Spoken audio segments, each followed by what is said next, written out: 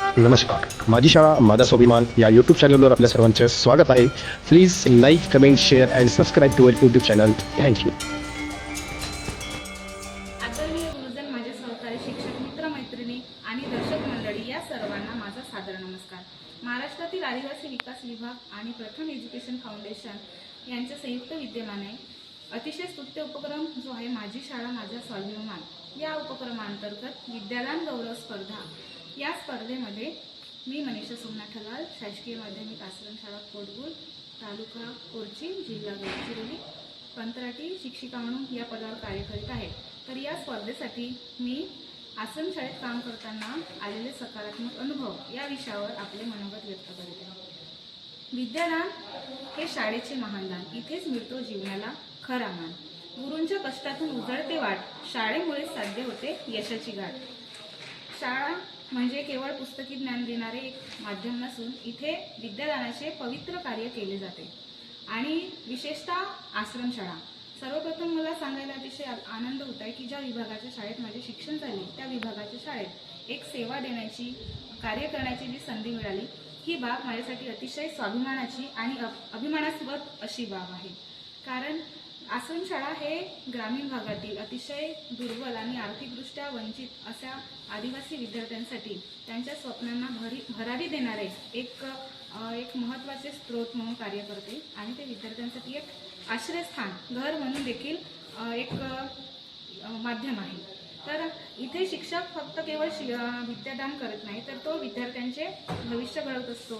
त्यांना आईवडिलांसारखी माया देत त्यांचे भविष्य घडवण्याचे कार्य आश्रमशाळा विभाग करत असते. आश्रमशाळेत शिकणारी जी मुले असतात ते अनेक अडचणींना सामोरे जात असतात. विशेषतः आपल्या घरापासून दूर राहणं असेल आणि त्यांची आर्थिक परिस्थिती, त्यांचा दुर्धर आजारपण असेल, त्यांची कौटुंबिक परिस्थिती, या सगळ्या अडचणींवर मात करत हे आपले विद्यार्थी शिक्षण घेत असतात. आणि ते जिद्दीने, आत्मविश्वासाने हे सगळे आपले शिक्षणाचे कार्य पूर्ण करत असतात. त्यांची ही जिद्द बघूनच मला या विभागात कार्य करण्याची एक प्रेरणा रोज मिळत असते. याआधीही मी एक कंत्राटी कर्मचारी म्हणून आश्रमशाळा विभागामध्ये कार्य केलं आहे. तेव्हा सुद्धा काही सकारात्मक अनुभव आलेच. परंतु एक शिक्षिका म्हणून जेव्हा मी कार्य करीत आहे तेव्हा मला असं कळलं की हळूहळू असं लक्षात आलं की विद्यार्थ्यांना आपण शिकवित असतोच, शिवाय विद्यार्थ्यांकडूनही आपल्याला खूप काही शिकायला मिळत असते. त्यांचे निरागस चेहरे, त्यांच्या डोळ्यातली चमक, नवीन नवीन गोष्टी शिकण्याची त्यांची जी उत्सुकता असते आणि छोट्या छोट्या गोष्टींमध्ये आनंद शोधण्याची त्यांची जी वृत्ती असते, हे सगळं पाहून माझं मन भारावून जातं. कुटुंबापासून दूर असूनही हे विद्यार्थी प्रामाणिकपणे आपल्या अभ्यासाचे कार्य करत असतात, शिक्षण घेण्याचे कार्य करत असतात. हे सगळे त्यांचे कार्य बघून, त्यांचा आत्मविश्वास बघून मला सुद्धा एक कार्य करण्याची उर्मी रोज मिळत असते. दुसरा माझा अनुभव इथे शेअर करायचं वाटतं की विद्यार्थी आणि शिक्षक यांच्यामध्ये निर्माण होणारा नातेसंबंध. आश्रमशाळेत शिक्षक हा केवळ विद्यादान देणारा नसून तो एक मार्गदर्शक, पालक आणि मित्रही ठरत असतो.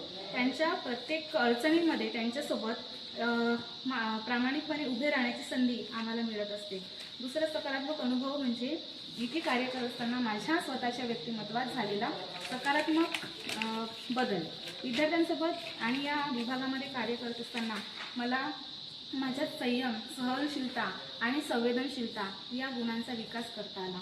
दिवसागणिक माझा जगाकडे बघण्याचा, जीवनाकडे बघण्याचा दृष्टिकोन व्यापक झाला. इथे सांगावंसं वाटतं की आश्रमशाळा ही कुटुंबाप्रमाणे कार्य करणारी एक संस्था असते.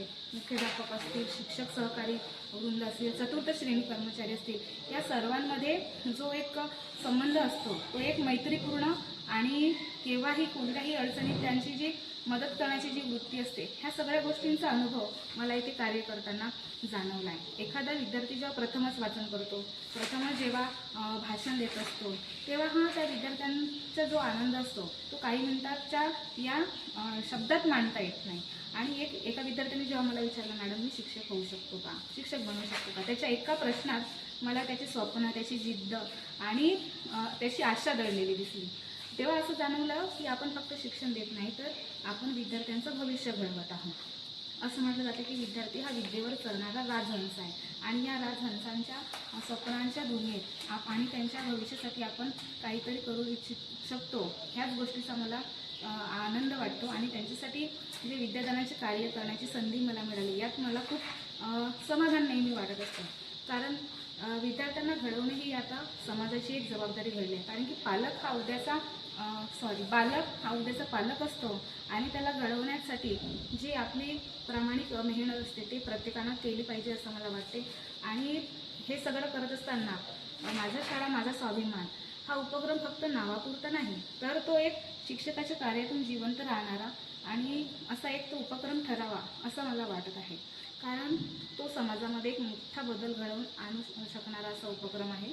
शेवटी मी एवढेच म्हणू इच्छिते की आश्रमशाळेत काम करणे हा केवळ अनुभव नसून तो एक चांगला प्रेरणादायी प्रवास असणार आहे. माझी शाळा माझा स्वाभिमान आणि त्या शाळेसाठी केलेले प्रत्येक कार्य म्हणजे माझा स्वाभिमान. धन्यवाद.